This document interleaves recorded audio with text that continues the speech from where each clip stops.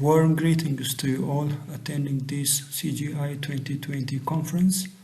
My name is Habtamu Fanta and I am going to present our paper entitled Forget the Forget Gate, Estimating Anomalies in Videos Using Self-Contained Long Short-Term Memory Networks.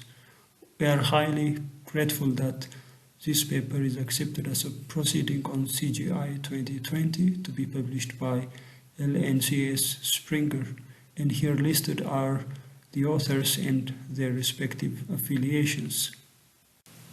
This is the outline of my presentation: introduction, related work, methodology, experiments and discussion, and finally I'll draw the conclusion.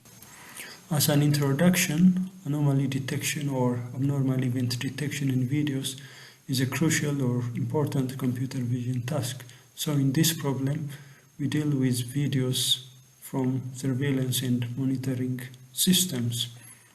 So usually these videos come in huge collection, and processing such kind of video data is a cumbersome task, mainly due to the high dimensionality of videos and the highly interacting features amongst the videos or their frames. Abnormal event detection, as it deals with huge collection of videos, is hence a challenging endeavor, mainly due to the scarcity of large, publicly available annotated dataset and the context dependency of the problem. When we say context dependency, generalizing abnormal event detection systems across multiple contexts is usually a challenging endeavor, and handling spatiotemporal features and long-term dependencies amongst sequence of frames is also one of the challenges currently in abnormal event detection research. Over the years, handcrafted features and convolutional neural networks have been widely adopted for abnormal event detection research. Deep convolutional neural networks especially have gained fame due to their better and inherent representation capability. So, deep CNNs, they usually come short for modeling spatiotemporal sequences like videos, and this necessitated the need to deploy a better neural networks, which we call recurrent neural networks. These recurrent neural networks, or RNNs, they possess state neurons that can effectively model long-term temporal dependencies amongst frames. So various workers have tried to integrate recurrent neural networks, especially long short-term memories, with autoencoders and CNN layers like convolutional and deconvolutional layers. Even though such workers have stepped up to increase the performance of abnormal event detection systems, the potential of RNNs and especially LSTMs has not been well exploited. So the potential of LSTMs can be explored by developing a lone LSTM-based network. So with this in mind, this work has the following contributions to abnormal event detection research. The first contribution is we propose a novel and light LSTM architecture by removing the forget gate and substituting the Tanich activation with Sigmund activation. The second contribution is we present a novel and self-contained network built from a stack of the proposed light LSTM. The proposed deep LSTM network is efficient and achieves effective abnormality detection performance than standard LSTMs, and experimental results depict that our method performs better for abnormality generalization tasks than standard LSTM-based method. For the related work section, we focused on abnormal event detection research that deployed CNN-based methods and LSTM-based methods.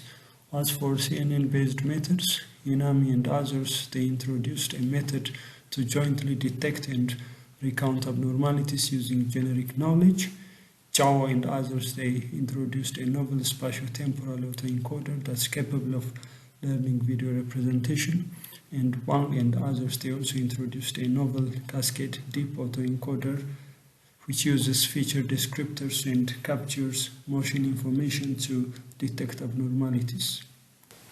As for LSTM-based methods, Fang and others, they tried to couple stacked denoising autoencoder with LSTMs in an unsupervised manner for deep representation. Tong and others, they integrated convolutional deconvolutional layers with temporal encoder made of convolutional LSTM layers, and Luo and others, they integrated CNNs with convolutional LSTM. So as we can learn from these related works, most endeavors, they tried to couple CNNs and autoencoders with LSTMs. So in this work, we try to investigate the potential of LSTMs by introducing a novel version and making them the primary component of a backbone network. Delving deep into the methodology pursued in our work, this slide shows the network architecture of our work and the subsequent testing process. The top half shows the training process where an input sequence of dense optical flows are provided to an autoencoder module. The autoencoder module is made up of an encoder and decoder submodule. Each of these submodules are made up of a varying number of LSTM cells, each followed by tonnage activation and batch normalization layers, except the last layer. The output of the training process is a model file which is later used for testing and evaluation. During testing and evaluation, this model is provided with input test frames. So the model generates an output heat map, which is later tried to be reconstructed back into the original test frames. So a reconstruction process is used for this process, and the efficiency of the model is evaluated using the reconstruction loss. Going deep into the network architecture, the input module is made up of a sequence of dense optical flow frames which are provided as an input to the network. We convert the training videos in the training set of each public dataset into dense optical flow frames and provide these dense optical flow frames as input to the autoencoder based network. The autoencoder module is made up of the encoder submodule and the decoder submodule. The encoder submodule is made up of varying number of light LSTM based cells, and also the decoder module is also made up of varying number of light LSTM based cells. In between, we do have the tonnage and the batch normalization layers. So each of these LSTM layers are made up of the light LSTM cell. So this light LSTM cells architecture is highlighted here on the right side. Let's now see the structure of a standard LSTM cell. So as you can see in the diagram, a standard LSTM cell consists of three gating structures: the forget gate, FT, the input gate, IT, and the output gate, OT. So these gating structures are used to contain the vanishing or the exploding gradient problem manifested in recurrent neural networks. So the forget gate is responsible for removing or discarding any unnecessary detail from previous time steps, and it allows the LSTM to focus on the current input, while the input gate, it allows computation of the current input using a sigmoid function, and the output gate also computes the output of the LSTM cell using a sigmoid function from previous time step and current time step in order to compute the current hidden state of the LSTM. So we have a candidate cell state which we call C tilde T, which is a candidate for the current cell state CT. So in this work we made modifications on the standard LSTM cell in order to generate or to produce a novel LSTM cell. So in this diagram, you can see a standard LSTM cell shown on the left side of the dashed vertical line, and on the right side of the dashed vertical line, you can see the proposed light LSTM cell. So as you can see in the diagram, we removed the forget gate shown in the red dashed box, and also we substituted or replaced the tonnage activation function used for candidate cell state computation with a sigmoid activation function. So the transition is from a kind of complex LSTM cell into a light LSTM cell where the forget gate is removed and the tonnage activation is replaced with a sigmoid activation function. To discuss these modifications in detail, as far as removing the forget gate is concerned, for our abnormality detection task, content from previous longer sequences should be kept or sustained across future time steps. For abnormal event detection task, the forget gate is prone to removing or discarding important content from previous time steps, and such kind of models that are trained using the forget gate are usually ill-learned and they may discard important information. So with this in mind, we are prompted to overlook the function or the use of the forget gate for this scenario. So removing the forget gate is achieved by assigning a value of 1 to the forget gate ft as shown in the formula. So this assigns a maximum value to the sigmoid function, and this lets the hidden state from previous time steps to be carried across future time steps instead of just focusing on the current input. The second modification is substituting the tonnage activation function.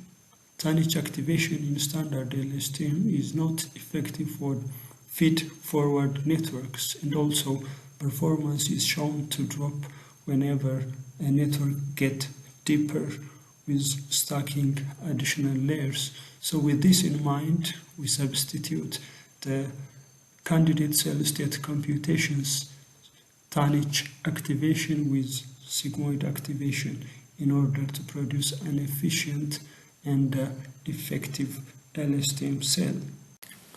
The next section is the experiments and discussion section. We trained our network and evaluated it on two famous abnormal event detection datasets. These are the CUHK Avenue and the UCSD datasets. We divided the training set from these datasets into 85 by 15%. That is 85% for training and the rest 15% for validation. So these datasets have their own training and test sets. So testing and evaluation is conducted on the already prepared test sets. So we used Adam as an optimizer during training or model learning with a learning rate of 10 to the power of -5 and also a batch size of 8. The evaluation metric we applied is the area under a curve by the equal error rate. So this is a famous and widely used evaluation metric for such kind of abnormality detection problems. Based on the AUC by EER evaluation metric, this table highlights the performance comparison of our method with state-of-the-art methods and standard LSTM-based method. As shown in the last row of the table, our method achieves better performance on all the three test sets when compared to standard LSTM-based method. Our method also attains competitive performance to state-of-the-art methods when evaluated on pair-to-test set. This figure, on the other hand, shows the raw curves generated by our model on Avenue PAIR1 and PAIR2 datasets respectively, and that is reported in the previous slide. In addition to the quantitative evaluations presented in the previous couple of slides, we have evaluated our model qualitatively. This slide shows the qualitative evaluation of our model on AED benchmarks compared to standard LSTM and an LSTM without an input-get method. The first row, A, it shows regularity score of sample videos from Avenue, PAID 1 and PAID 2 test sets respectively.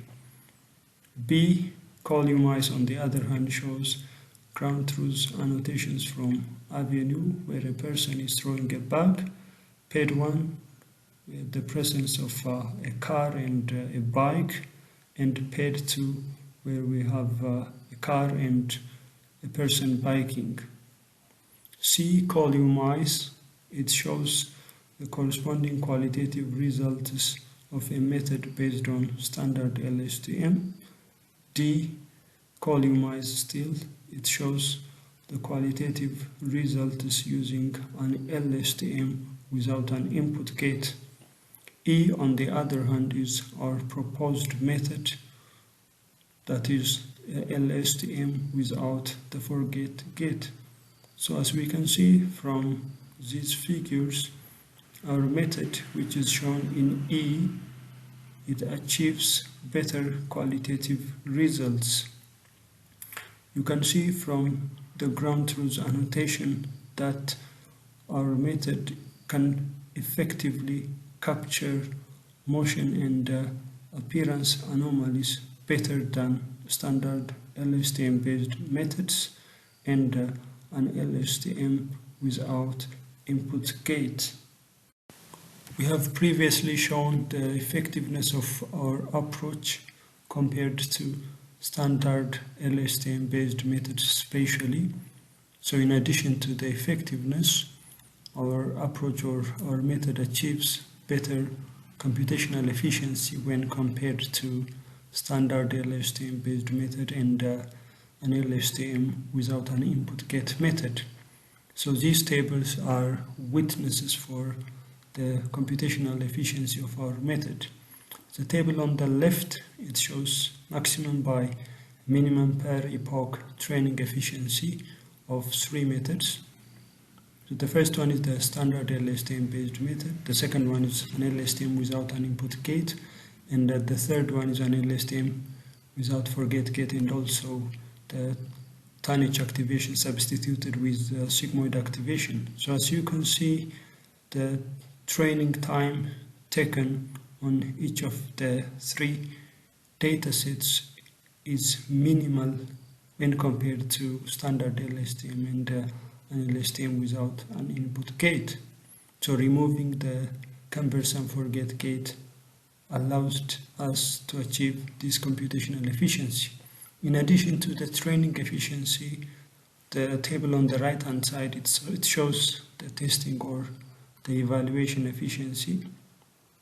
So our method or the proposed method, it took 7 frames per second to evaluate on Avenue dataset and 7.2 frames per second on PAID 1 dataset and 6.2 frames per second on PAID 2 test set. When this is compared to standard and an LSTM without an input get method, our approach is by far better computationally. Finally, to draw a conclusion on our work, we introduced a bi-gated LSTM architecture where the forget gate is discarded and the tonnage activation is replaced with sigmoid activation. We introduced a self-contained and end-to-end network which is effective and efficient when compared to standard LSTM-based networks for both abnormality detection and abnormality generalization task. The presented network achieves state-of-the-art competitive detection performance on UCSD PAID 2 test set. Our network performs better when trained on dense optical flows than when trained on sparse optical flow or the already existing image frames. Thank you, and it's time for question and answer session.